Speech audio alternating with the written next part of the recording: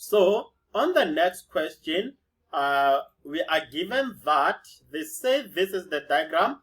In the diagram, we have point P, which has the coordinates P and 1. We have B, there's no coordinates for B. We have C there, and they say these are the vertices of this triangle ABC. Then now they say that D is the midpoint, guys. This is very important to know that D is the midpoint. So they say that D is the midpoint of BC. Right. From there, they tell us that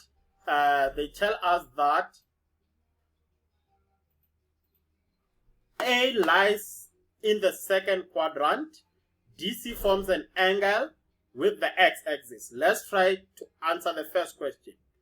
Determine the gradient of BC. Guys, can someone tell us how can we determine the gradient of BC while we don't have the coordinates of B?